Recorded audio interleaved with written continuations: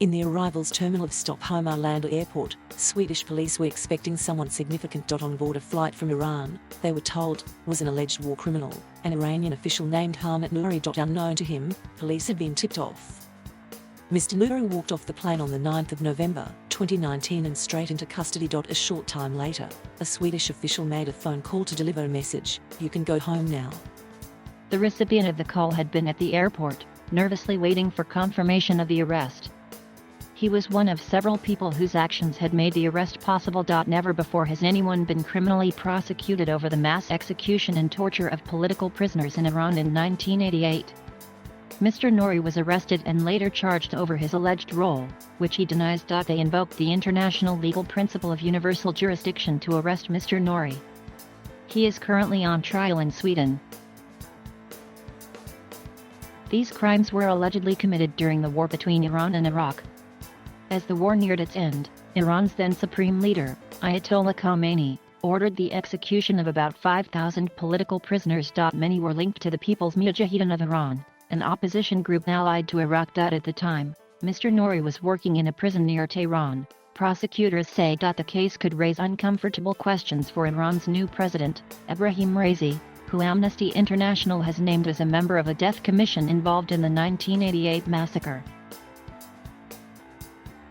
It is also a watershed moment for human rights activists who have long campaigned for justice over the executions. Among them is Iraj Mesdaghi, a former Iranian political prisoner who survived the 1988 massacre. He says he witnessed unspeakable crimes while imprisoned in Iran. Etched into his memory, his experiences during that period have shaped his life since he left Iran in the 1990s. From abroad, he has been investigating human rights abuses in Iran ever since, hoping for a chance to bring the alleged perpetrators to justice. When a potential opportunity arose in October 2019, he acted without hesitation. Out of the blue, a source contacted Mr. Mesdaghi with some information. An Iranian named Hamid Nouri was planning a trip to Sweden, the source said. Mr. Mesdaghi was familiar with the name. He knew exactly who to call. Kaveh Mousavi is an experienced British-Iranian human rights lawyer. One conversation with Mr. Mesdaghi and a meeting in London were all it took to convince Mr. Mousavi to take on the case. Years previously, he had informally agreed to help Mr. Mesdaghi prosecute those responsible for the 1988 massacre in the West, should it be possible to do so. Now, Mr. Mousavi had to uphold his end of the bargain.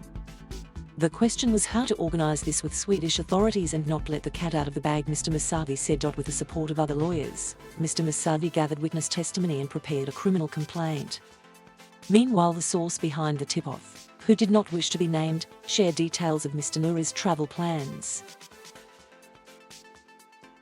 Mr. Nouri was coming to Sweden for family reasons, but was led to believe he would be taking an extended trip to several European countries and a cruise as well, the source said. Once the date of his flight was known, Mr. Mousavi submitted his complaint to Swedish prosecutors. The next step was the arrest, which Mr. Mousavi was confident would be done under the rules of universal jurisdiction. Universal jurisdiction rests on the idea that a national court can prosecute anyone for atrocities, regardless of where they were committed.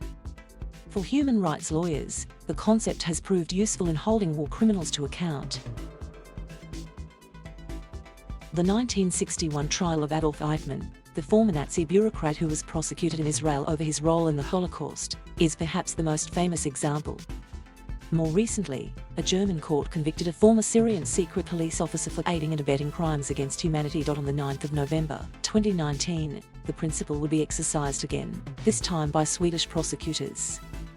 Until he was arrested, I couldn't believe it, Mr. Mesdaghi said. Those doubts were put to rest by prosecutors. They would call Mr. Mesdaghi to testify at Mr. Nouri's trial, which started almost 2 years later, on the 10th August. In court, Mr. Mesdaghi recalled his experiences in Bangladesh prison during the mass executions of 1988. He and other witnesses have implicated Mr. Nouri. On the contrary, his lawyers argue, Mr. Nouri has been confused with someone else.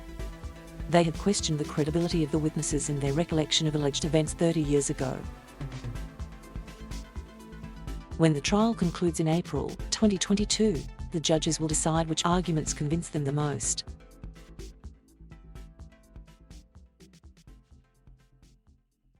Thank you for watching. Please subscribe